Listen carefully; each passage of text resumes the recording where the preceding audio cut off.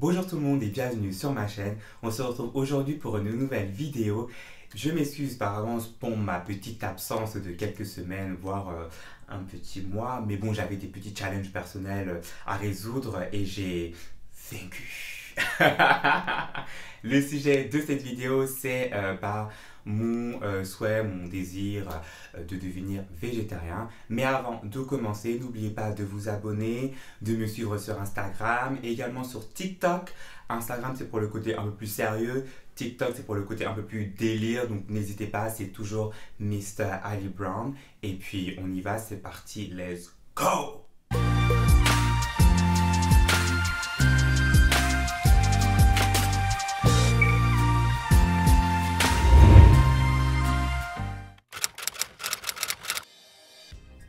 Un végétarien, c'est une personne qui ne mange pas de viande. Pas de bœuf, pas de volaille, pas de poisson. Vraiment aucune chair animale. Par contre, un végétarien va consommer des produits laitiers, du miel et des œufs. Donc ce sont des produits qui effectivement viennent des animaux, mais ce ne sont pas des animaux en eux-mêmes. Okay? On pouvait appeler ce type de végétarisme ovo-lacto-végétarien. Bon, moi je préfère garder le terme végétarien, c'est beaucoup plus simple. À la différence des végétaliens, parce qu'il y a beaucoup de personnes qui s'en mêlent un peu les pinceaux, moi y compris. Donc les végétaliens, eux, vraiment ne consomment aucun produit issu de l'exploitation animale. Donc vraiment pas de viande, pas de produits laitiers, pas de miel, pas de fromage, enfin voilà. Vraiment, là c'est pas d'animaux du tout. Et ensuite, en dernière position, on a tout ce qui est vegan. Donc une personne végane, c'est comme un végétalien. Donc là, aucune consommation de produits issus de l'exploitation animale. Mais en plus de cela, pour moi, une personne végane, c'est vraiment une personne qui est engagée dans la protection des animaux et qui va faire en sorte de les défendre dans tous les domaines. Être végane, c'est également un style de vie. Donc à savoir que on va plus porter de cuir, plus porter de laine, plus porter de soie. On va faire attention aux produits cosmétiques que l'on va utiliser pour voir s'il n'y a pas de dérivés animaux. On va faire attention que les produits ménagers, mais également les produits cosmétiques n'ont pas été testés sur les animaux. Donc là, vraiment, on s'engage pour la protection des animaux. Moi, personnellement, j'ai décidé de devenir végétarien. Donc ça signifie que je ne consomme pas, de viande, aucune chair animale, tout simplement. La première raison, c'est pour mon bien-être. Donc j'ai décidé d'être végétarien pour vivre longtemps et vivre en bonne santé, maintenir cette belle peau brown, chocolatée, voilà, être jeune pendant encore 100 ans s'il le faut. Mais voilà, premièrement, c'est pour mon bien-être. Deuxièmement, parce que c'est tout simplement un accord avec mes valeurs et mes principes. Je pense que c'est très important quand on prend cette décision-là de changer son régime alimentaire, que ça soit vraiment en accord avec qui on est. Et également parce que je suis sensible à la façon dont les animaux sont traités dans les abattoirs, élevés dans les fermes. Je suis déjà allé dans une ferme, j'ai déjà assisté à la façon dont on exécute un animal et ça m'a énormément choqué, ça m'a toujours dérangé. Donc voilà, donc je me suis dit, pour ces trois raisons-là, en tout cas être végétarien, c'est vraiment un choix personnel. J'ai décidé de devenir végétarien, donc environ fin octobre, donc ça va faire tout juste 2 mois aujourd'hui. C'est quelque chose que je voulais entreprendre cette année, j'en ai pas fait une priorité, donc c'est pour ça que je me suis pris un peu tard dans l'année. Mais entre-temps, j'avais déjà commencé à faire quelques cures sans viande, où pendant une semaine je mangeais pas de viande, histoire de voir comment je me sentais. Et du coup, en fin octobre, j'ai décidé de faire le grand saut. J'ai commencé en lisant le livre de Hugo Clément. Moi, c'est une amie qui me l'a conseillé. Et quand j'ai lu ce livre-là, j'avoue que ça m'a aidé, ça m'a un peu, ça m'a incité, on va dire, motivé à emprunter ce chemin-là. J'ai bien aimé ce livre parce que j'ai trouvé déjà que l'auteur il ne nous force pas à être végétarien, mais au contraire, en fait, il nous explique pourquoi lui, il est devenu végétarien et qu'est-ce que le végétarisme. premièrement. J'ai aussi aimé le fait qu'il nous rappelle que les animaux ont des sentiments, que les animaux ont des émotions, que les animaux ressentent le stress, la peur, etc. Donc c'est vrai que d'un côté, ça m'a rappelé que ouais, en fait, je mange quand même un être vivant qui est aussi intelligent que moi et qui est aussi sensible que moi. J'ai aussi aimé le fait qu'il nous rappelle les conséquences de la surconsommation de la viande au quotidien, donc les conséquences environnementaux, mais également donc en France, mais aussi à l'échelle mondiale. Donc voilà, je trouvais que c'était un livre très sympa à lire, vraiment, encore une fois, il en vaut le coup. Donc je le conseille. Donc ça a été la première étape. La seconde étape, ça a été de regarder le documentaire The Game Changer on Netflix. Donc disponible sur Netflix. C'est un documentaire pro-vegan qui explore le parcours de plusieurs athlètes de haut niveau qui ont décidé de se passer de viande. Il suit principalement donc, le parcours de James Wilkes, qui est un entraîneur d'élite des forces spéciales américaines et qui est également donc, le vainqueur de la télé-réalité The Ultimate Fighter 2009. Il rigole pas.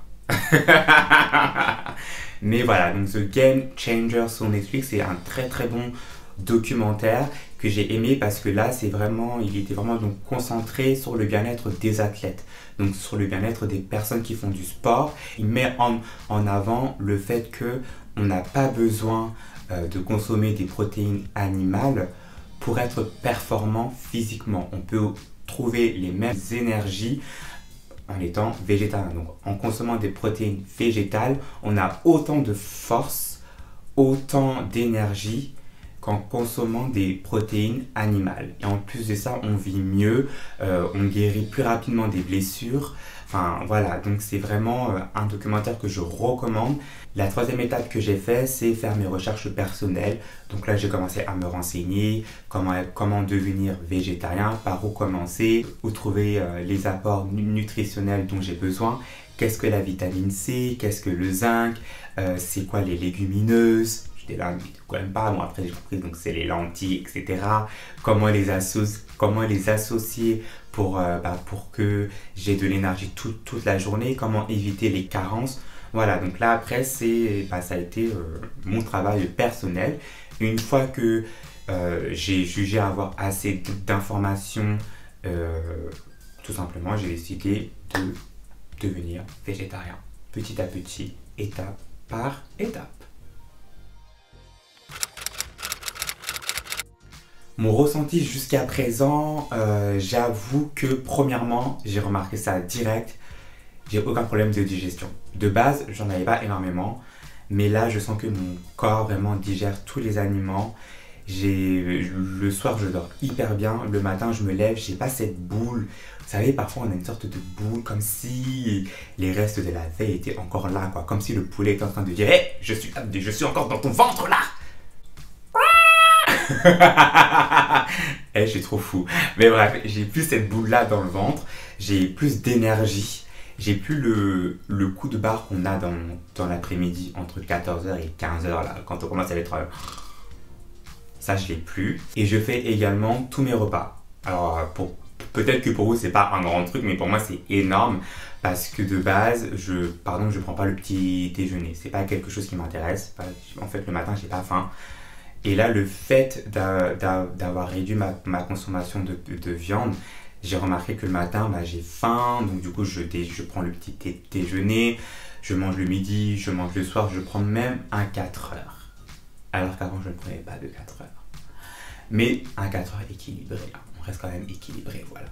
Mais voilà, en tout cas, c'est que du positif pour le moment. Le seul petit bémol, j'avoue que j'ai souvent faim. Et j'ai pas encore trouvé l'astuce pour réduire la faim dans la journée. Mais par exemple, bon, aujourd'hui ça va. Mais hier, pourtant hier à midi, je m'étais fait un bon repas, mais j'avais faim. Donc pour couper la faim, je mange des noix de cajou, je mange des amandes. En général, ça fonctionne. Mais quand j'en ai pas, j'avoue que c'est chaud. En faisant mes recherches, j'avais lu que c'est quelque chose qui allait arriver, mais que dans le futur, mon organisme allait s'habituer à ce nouveau régime alimentaire et du coup, cette envie de faim allait disparaître. Donc voilà. Et je mange aussi beaucoup plus. Donc le fait de ne pas manger de viande, bah, du coup, je mange beaucoup plus de légumes, beaucoup plus de fruits. Enfin, quand je me fais une assiette, un repas, je vois quand même que mes portions sont quand même beaucoup plus que ce que je mangeais avant. Beaucoup plus de légumes et j'ai lu aussi que en fait ça c'était normal et qu'il n'y avait pas non plus à s'inquiéter. La vérité, oui, j'ai envie de viande. Non, vraiment, oui et non. Alors, quand j'ai commencé, genre le premier mois, oui, j'avais envie de viande. Aujourd'hui, j'en ai quasiment pas envie. J'y pense très rarement. Comme je vous l'ai dit, je deviens végétarien. Donc là, je commence par avoir juste une viande dans le mois. Voilà. Je pense que c'est raisonnable. Je pense que c'est être flexible avec moi-même pour justement ne pas frustrer mon corps. Parce que quand j'ai commencé, je voulais faire le mec, vas-y, moi, j'arrête la viande, pur et dur, bam. Sauf que 3 semaines après, mon corps, en fait, me disait, je veux de la viande. Tu vas me donner de la viande. Allez, jusqu'à je faisais des rêves où je voyais genre le poulet croustillant, le poulet bien frit, bien huileux. J'étais là, j'ai fait, yeah! Problème est arrivé sur mon dos. Donc du coup, là, j'ai fait une viande dans le mois. Si j'en ressens le besoin, et quand je dis dans le mois, c'est 30 jours. Hein. C'est pas genre j'ai mangé une viande le 27 octobre et puis je mange une viande le 1er novembre. Ça fait pas un mois, ça. 30 jours. Voilà. Donc, oui et non. Là, l'envie de viande se réduit de plus en plus, donc je ne ressens quasiment plus le besoin. Bon, désolé, la luminosité change un peu parce que le soleil est en train de se coucher. Les conseils que je peux donner, c'est premièrement ne pas se prendre la tête, être flexible avec soi-même. Voilà, c'est une grande décision, mais je pense pas qu'il y ait besoin de s'en rendre malade. Vraiment, prenez votre temps, amusez-vous, faites vos recherches, éduquez-vous. Comme ça, au moins, vous êtes préparé et vous savez dans quoi vous vous engagez. Et puis, bon, après moi je l'ai fait, peut-être prévenir votre médecin si jamais vous avez une santé assez fragile. Au moins, comme ça, quand il verra vos tests sanguins, je pense qu'un bon médecin vous dira de varier votre alimentation au lieu de vous donner des médicaments pour un rhume. Voilà. Faites le grand saut et je dirais peut-être au lieu de couper, de ne plus manger de viande d'un coup, peut-être réduire votre consommation. Peut-être faire 2 viandes dans le mois, une viande dans le mois, ou peut-être une viande toutes les semaines. Et petit à petit, vous réduisez votre consommation et puis à la fin, vous n'aurez plus besoin de manger de viande. Enfin, vous ne ressentirez plus le besoin de manger des viandes. Le soleil se couche. Bon, voici ma petite vidéo, je deviens donc végétarien petit à petit. Voilà, on prend son temps, on fait ça dans le calme, dans la bonne humeur, toujours. Et on n'oublie pas que c'est avant tout un choix personnel, que c'est pour notre bien-être.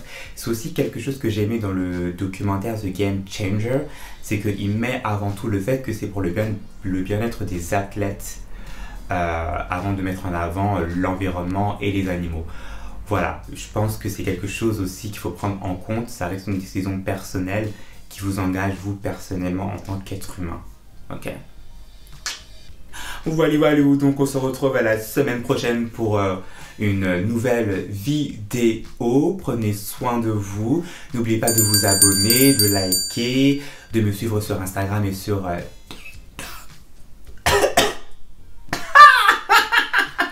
What the fuck was that? Sur TikTok. Et puis voilà. Ciao.